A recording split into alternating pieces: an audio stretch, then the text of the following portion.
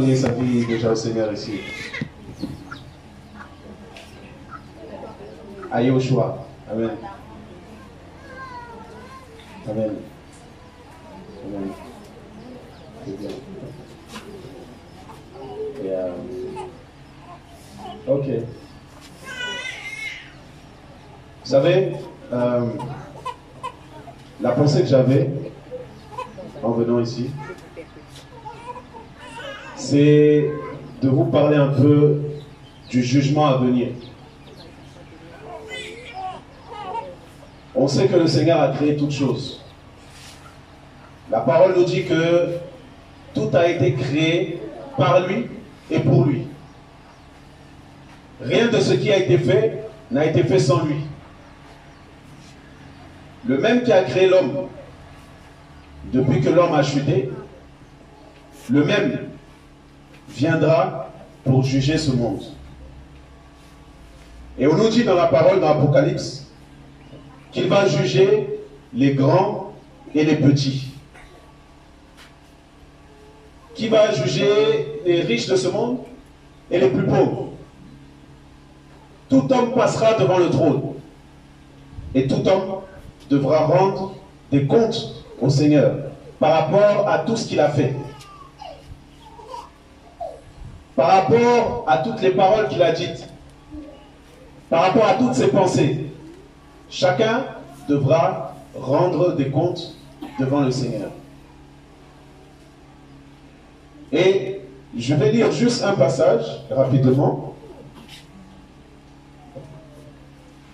C'est Romains chapitre 2, verset 16.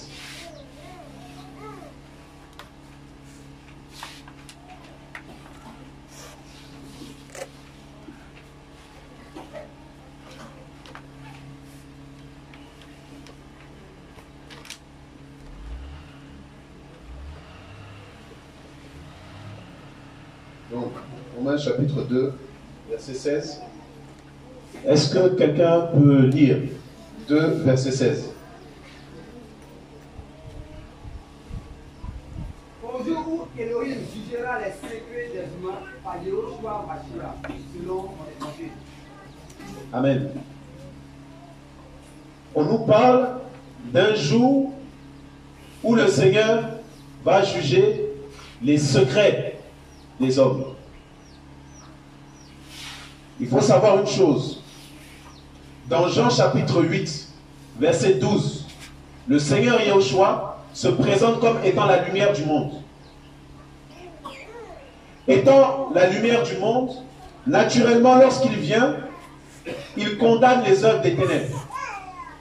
Mais il ne vient pas pour condamner l'homme, il vient pour le sauver. C'est à cause du jugement à venir que le Seigneur est venu pour nous donner le salut, c'est-à-dire pour nous épargner du jugement et de la colère qui va se manifester dans les derniers jours. On nous dit qu'il va juger les secrets des hommes, c'est-à-dire tout ce qui est caché dans les ténèbres. Le Seigneur le connaît, le Seigneur le voit. Tout ce que ton voisin ne voit pas, lui, il le voit. On nous dit que devant le trône, il y a 7 lampes qui sont les 7 yeux de Yahweh, du Créateur. Et ces 7 yeux sont envoyés par toute la terre. Et le Seigneur voit les œuvres des hommes. Il voit ce que les hommes font. Il voit le meurtre, il voit le vol, il voit le viol, il voit toutes ces choses-là. Et l'homme a tendance à penser que comme le Seigneur ne le juge pas tout de suite, il n'y aura pas de sentence plus tard. Or, nous sommes sur la terre. Et on a affaire à l'éternité. Parce que lorsque tu meurs, ton âme va quelque part. Et si tu meurs, je ne sais pas, dans la sorcellerie, si tu meurs dans des choses qui n'honorent pas le Seigneur, ta place se retrouvera dans la géhenne. C'est-à-dire que, et c'est quelque chose de terrible, l'éternité.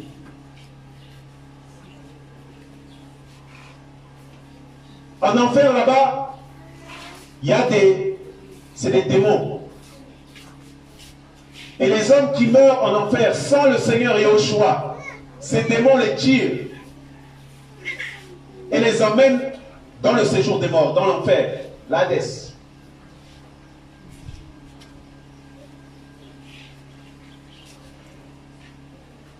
Pourquoi le Seigneur est venu? On nous dit parce qu'il a tant aimé le monde, qu'il a donné son Fils, afin que quiconque croit ne périsse pas, mais qu'il ait la vie. Le Seigneur est venu pour te donner la vie.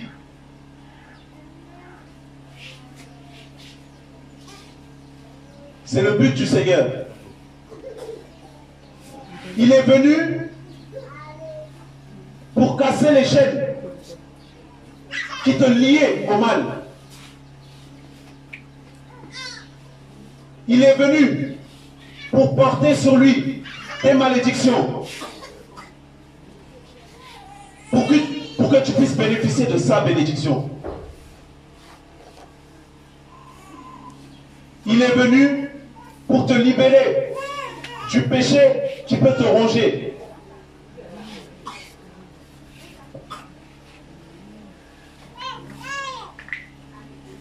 Et ce Yahushua s'appelle la lumière du monde.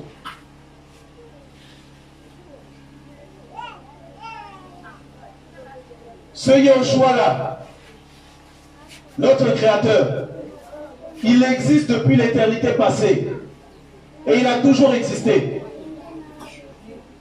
Avant même que les hommes créent des choses, fassent plusieurs rites, créent des traditions d'hommes, le Seigneur était déjà là. Et ce Seigneur-là nous dit qu'il connaît le secret de chacun.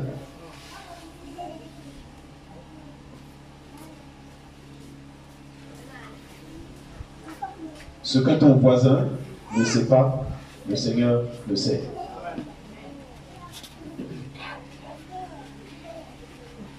Ok. Quand on parle des choses que le Seigneur sait, il y a non seulement, oui, nos fautes, nos péchés, mais il y a aussi nos souffrances. Le Seigneur les voit. Il connaît ta maladie.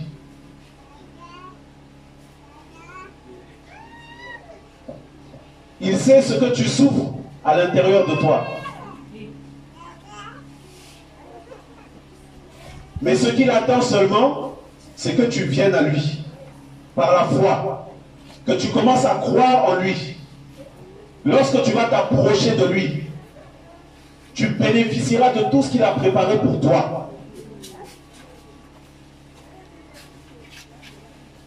Et ce qu'il a préparé pour toi, par-dessus tout, c'est le royaume céleste. Et pour que tu parviennes à ce royaume, le Seigneur t'accorde la libération de tout ce qui te retient captif.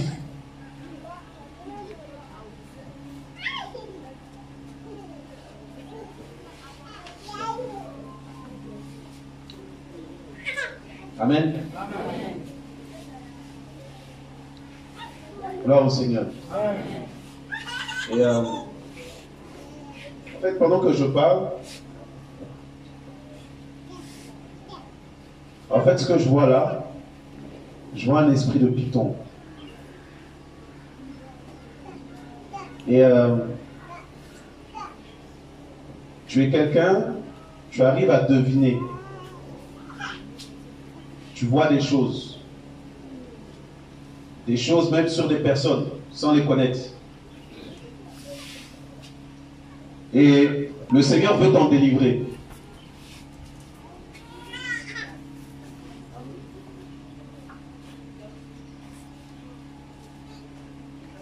Tu pourrais même faire de l'argent avec ça. Parce que les gens peuvent te consulter comme ça et puis tu vois un peu dans leur vie.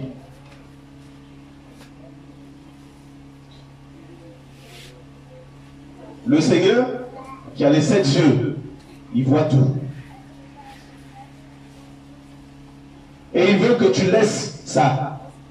Pour que tu t'approches de celui qui a les 7 yeux, qui voit tout.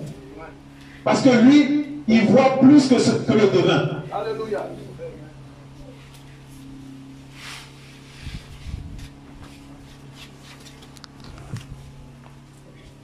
Amen.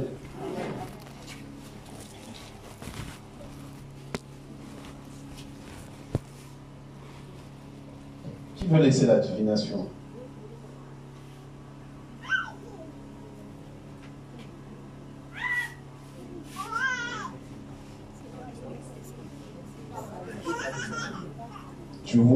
Tu vois les choses. Amen. Gloire au Seigneur. Je parlais de celui qui voit tout.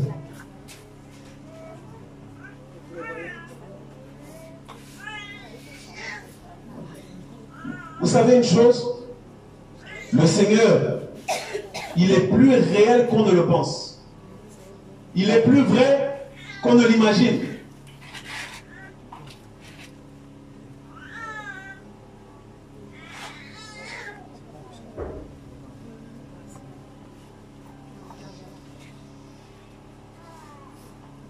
Et encore une fois, le Seigneur n'est pas venu pour condamner l'homme.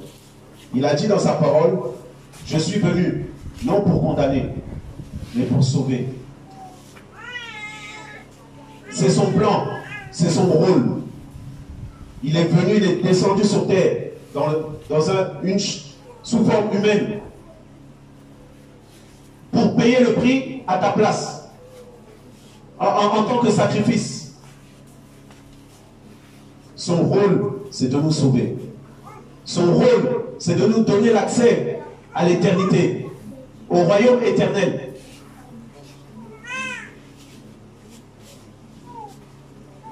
Son rôle, ce n'est pas de nous abandonner.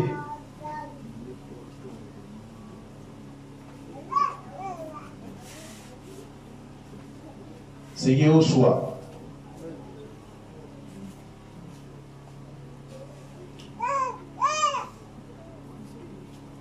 Je vais lire un passage, je ne sais pas si quelqu'un peut m'aider. C'est dans Apocalypse, chapitre 20.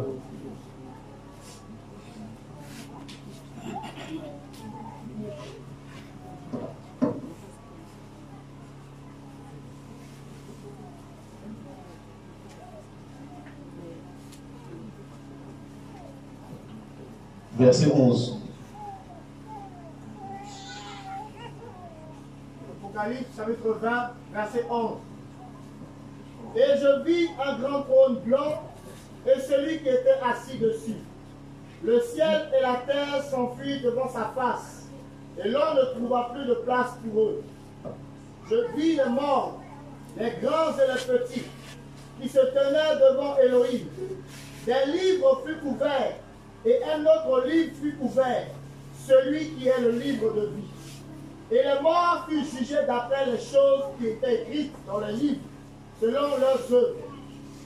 Et la mer donna les morts qui étaient en elle, et la mort et l'Hadès donnaient les morts qui étaient en eux, et ils furent jugés chacun selon ses œuvres. La mort et l'Hadès furent jetés dans le lac de feu. C'est la seconde mort. Et quiconque ne fut pas trouvé écrit dans le livre de vie fut jeté dans le lac de feu. Amen. Amen. Amen. Donc ici on nous parle de ce qui va se passer dans les derniers jours. Et comme on le sait, nous attendons tous la dernière trompette. Lorsque cette trompette va retentir, la parole nous dit à la voix d'un archange, le Seigneur va enlever ses enfants de ce monde. Et ils vont le rencontrer, ils vont aller à sa rencontre dans les airs.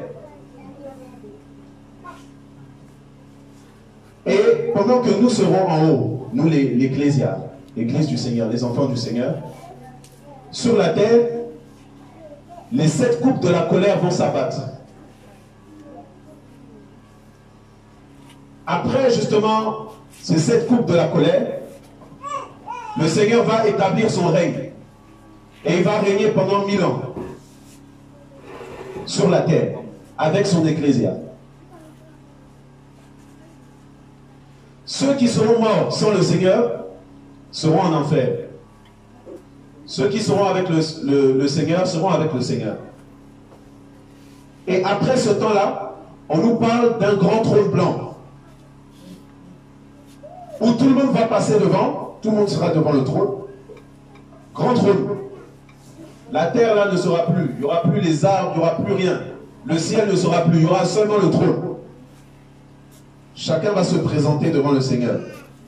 Et il nous dit, il y aura des livres ouverts. Il y aura le livre de vie. On va regarder si ton nom est dans le livre de vie. Si ton nom n'est pas dans le livre de vie, on te prend, tu vas dans le lac de feu. On regarde aussi dans d'autres livres. Parce que il faut savoir une chose. Quand on marche sur la terre comme ça, là on est dans un monde physique. Mais il y a aussi le monde spirituel. On nous parle du 3e ciel. C'est là où le Seigneur règne et ses anges règnent. Il y a aussi le ciel astral. Là où il y a les démons, là où les gens qui pratiquent la sorcellerie même vont. Les anges qui sont issus du 3e ciel ne sont pas tout le temps visibles à ceux du 2e ciel. Ces anges-là, qui sont au service du Créateur, regardent les voies des hommes et ils notent. Ils disent, ah, là, tu as menti, ils notent. Là, tu as volé, ils notent. Tout est compilé dans un livre. Toutes les actions de ta vie, tout est écrit. Il faut savoir que au 3e ciel, les anges sont plus nombreux que les démons. Parce que seulement 1/3, les démons, c'est des anges déchus. Ils étaient au ciel. Il y a 1/3 qui ont été chassés du ciel parce qu'ils étaient au service de Satan. Satan a été chassé du ciel par l'archange Michael et son armée. C'était seulement 1/3. Face à 2/3 d'anges, c'est-à-dire qu'il y en a plus. Ils sont beaucoup. Et ceux-là, ils voient les voies des hommes. Il va regarder une personne, il va dire, ah, celui-là, il va servir le Seigneur. Il est appelé. Donc le Seigneur envoie ses anges et ils vont garder cette personne. Cette personne ne le sait pas forcément. Elle peut faire beaucoup de choses qui ne sont pas du Seigneur. Elle peut pécher, elle peut faire du mal, tout ça. Mais le Seigneur a sa main sur la personne pour ne pas qu'elle meure. Mais quelle est la vie? Et le Seigneur observe comme ça les voies des hommes. Son royaume est en travail. Son royaume œuvre toujours. Le Seigneur voit une situation, il intervient. Même pour quelqu'un qui n'a même pas encore le Seigneur, il peut sauver la personne.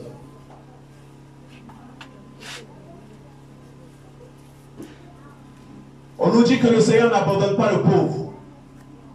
Le Seigneur entend le cri de ceux qui crient, de ceux qui sont dans la douleur. Pourquoi? Parce qu'il voit. Il connaît nos voix. La voix des hommes.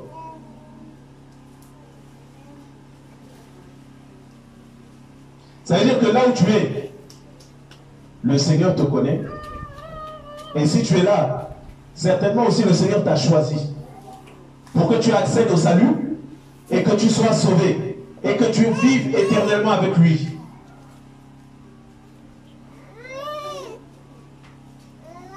Le Seigneur va dire, ce n'est pas vous qui m'avez choisi, mais c'est moi qui vous ai choisi,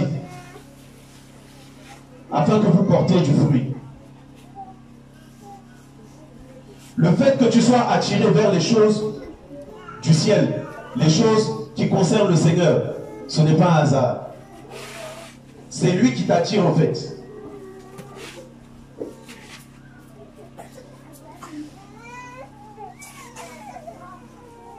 Amen.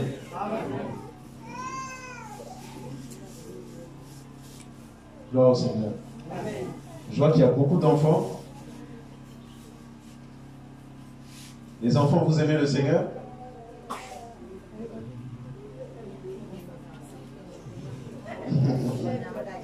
C'est bien. Ah ouais. Il faut le servir. Il faut le servir. Il n'y a pas mieux que lui. En fait, quand tu viens à lui, c'est lui qui te montre comment marcher.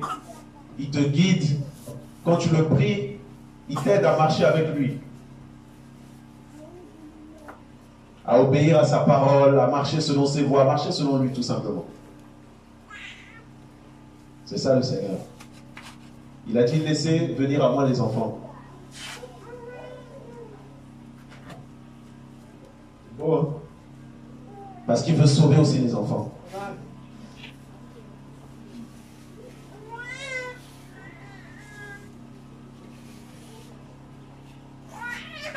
Ah, Yoshua.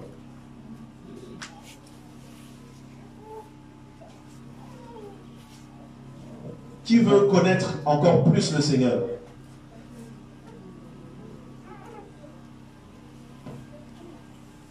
Amen. Vous savez que le Seigneur se révèle. Il a dit, invoquez-moi et je vous répondrai.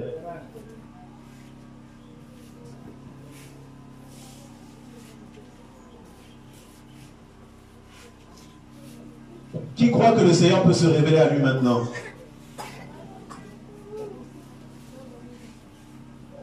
Amen.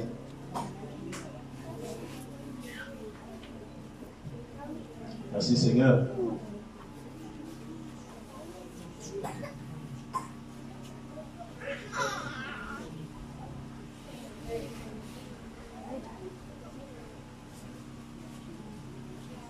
Est-ce qu'on peut prier pour les personnes qui veulent que le Seigneur se révèle à eux? Amen. Ceux qui ont levé la main, peut-être vous pouvez vous lever.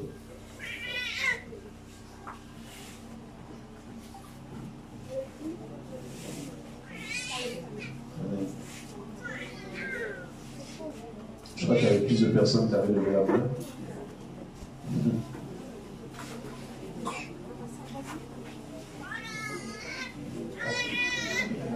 Ah, ok, d'accord. Ok. Hein? Ok, tout le monde a compris? Ok.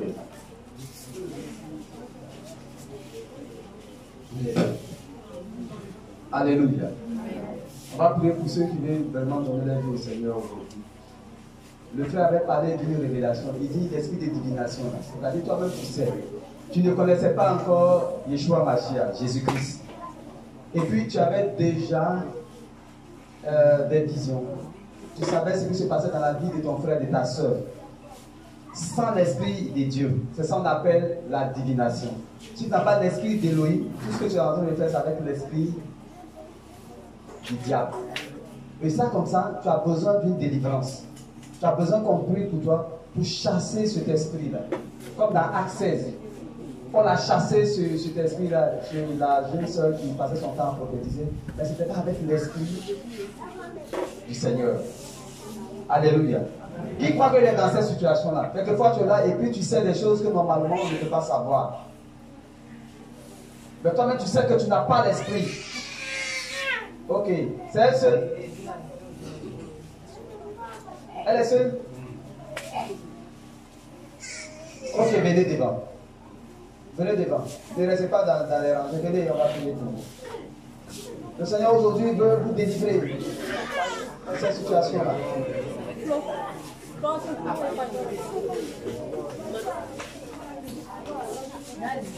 Maintenant, ceux qui sont levés là, on va prier pour vous. C'est pas pour ça qu'on vous appelez ici. Ceux qui sont levés là, on va prier pour vous. Ça, c'est pour la conversion. Il n'y a pas de problème. Ça, là, on parle de. Quelquefois, tu as dit, il y a quelque chose qui m'a dit, je ne sais pas, mais je connais ta vie. Mais toi-même, tu sais que tu n'as pas encore fait la paix avec notre Seigneur. Tu n'as pas encore fait la paix avec Yeshua. Tu n'as pas encore fait la paix avec Jésus-Christ. Donc, c'est un autre esprit qui est en train de te parler. C'est un autre esprit qui est en train de t'utiliser parce que notre Seigneur veut t'utiliser. Alléluia. C'est bon. Ok. Amen. Il a bien expliqué. Je ne sais pas si les frères peuvent m'assister pour prier pour ces personnes. Mais effectivement, quand je parlais, je voyais un serpent dressé. Il y avait un serpent qui était là dressé. C'est pour ça que je parle de l'esprit de Python. Le Seigneur m'a montré Python. Et en fait, il faut savoir que quand on voit des choses et qu'on n'est pas encore avec le Seigneur, ces choses-là, c'est l'esprit de Python qui nous les révèle. C'est un esprit qui vient du diable. Voilà. Les choses que le Seigneur peut révéler, c'est avec son esprit à lui. Donc le Seigneur, ce qu'il veut faire, il veut chasser ces esprits-là pour vous donner son esprit à lui. L'esprit d'en haut. Et là, c'est autre chose. Et vous n'avez plus le contrôle de vous-même. C'est lui qui gère, c'est lui qui contrôle. Amen.